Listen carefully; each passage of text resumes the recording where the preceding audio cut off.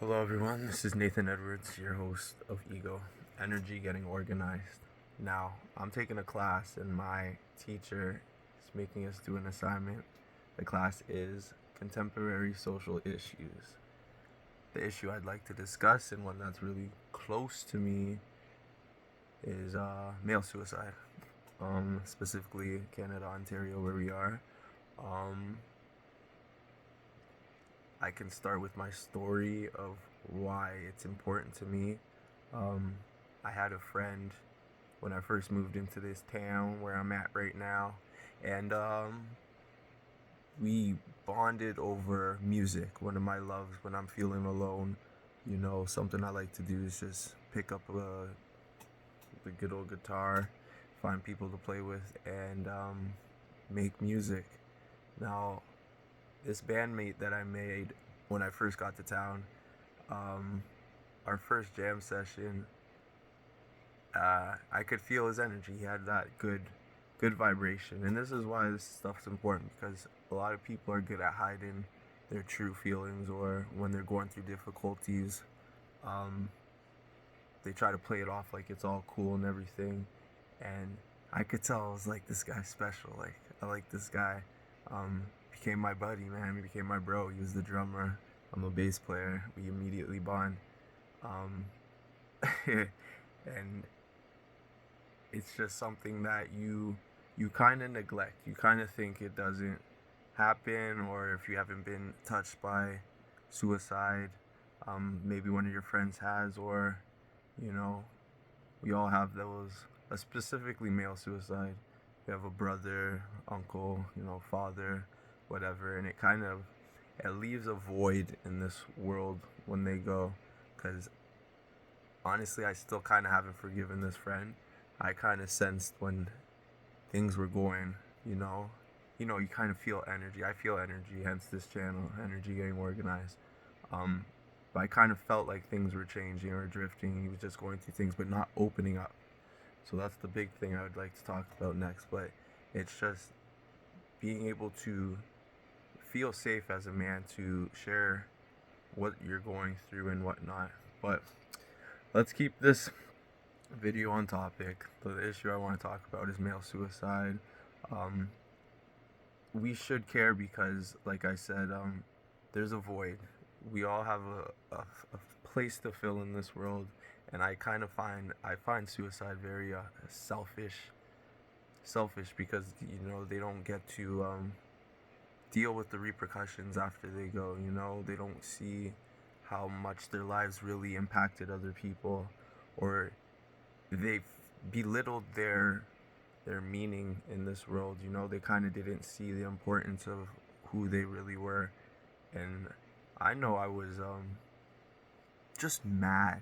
Just like I tried to like talk, I tried to, and it goes a lot deeper. You can kind of sum it up to mental illnesses, to like depression, anxiety, um, divorce, breakups, relationships, all that stuff that you kind of harbor in, and without an outlet in your community, it's all up to us. All we got to do is stop being so judgmental, or having these opinions and throwing your opinions and your beliefs on other people and thinking they got to do what you do, or they're wrong, or you know I gotta bully you. I love I'll talk about solutions after, but a big one I would say is like comedy, just laughing at the pain. Like Kevin Hart did a good one, like laugh at my pain, using your trials and tribulations to your advantage to create a story.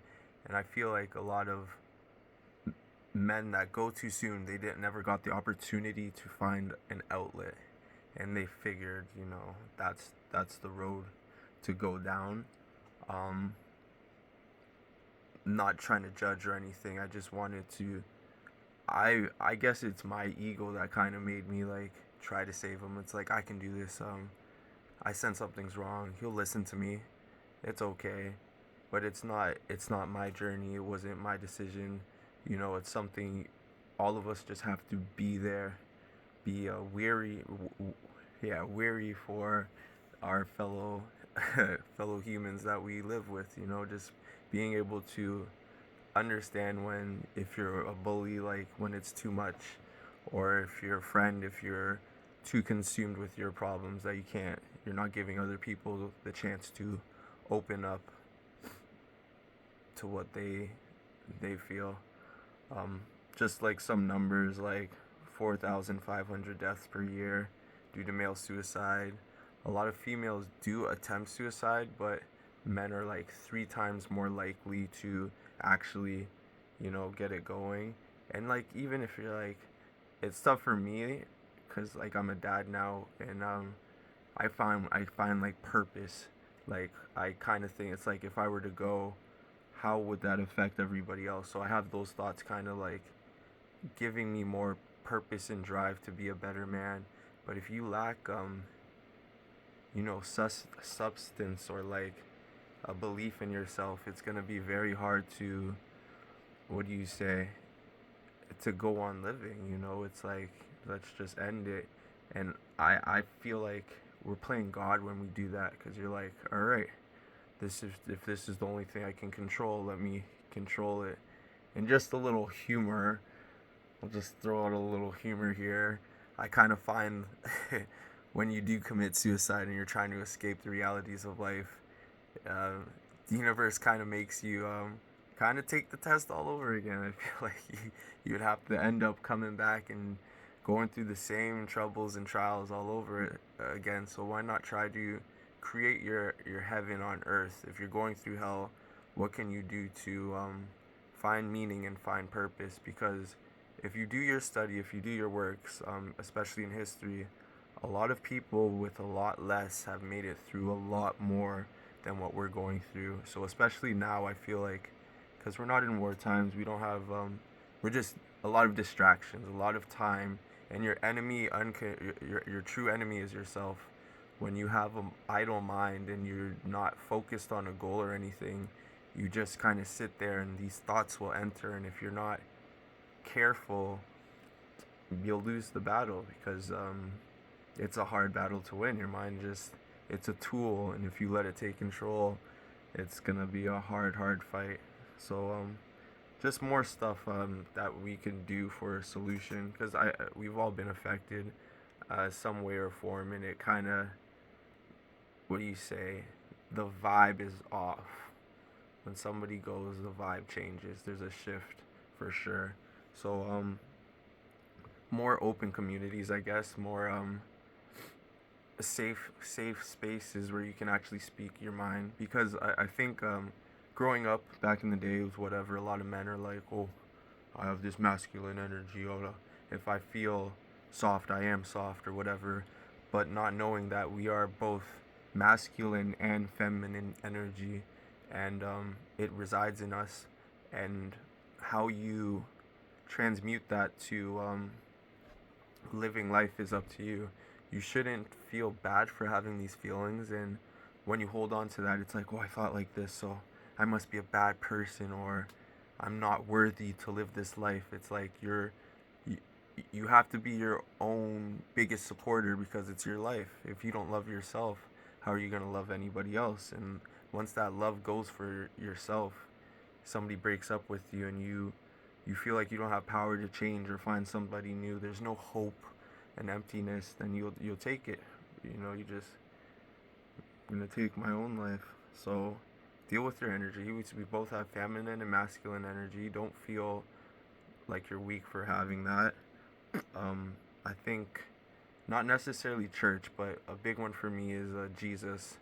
Ha- Living as if Jesus did. It's not the best way to get over your problems is to help other people with your problems. And I feel if you start getting your head out of your own, and stop making it all about you, you can really save a lot of those pain and troubles.